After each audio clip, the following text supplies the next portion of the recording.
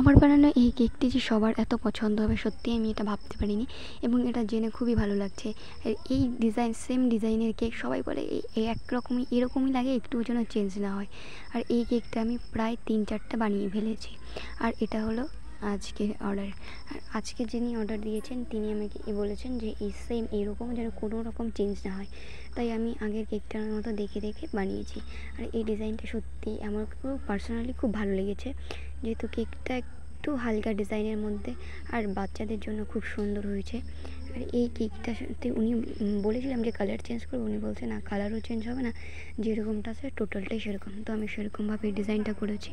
আর এই কেকের মধ্যে একটা টেডিও ছিল, আর উনি বলছে টেডিটা অবশ্যই লাগবে। আমি বলেছিলাম যে গরমে টেডিটা না দিলে কি কোনো অসুবিধা হবে? তিনি বলেছেন না, টেডিটা মাস্ট, মানে টেডিটার জন্যই তার এত পছন্দ হয়েছে।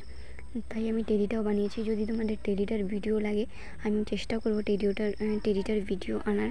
যদি তোমাদের সত্যিই মনে হয় যে টেডিটা পছন্দ হয়েছে তোমাদের, তাহলে তোমরা কমেন্ট করো, আমি টেডিটার ভিডিও নিয়ে চলে আসবো যত তাড়াতাড়ি সম্ভব।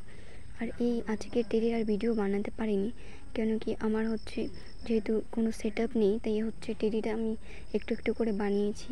আর সেরকম ক্যামেরা বারবার অন করা আমার সময়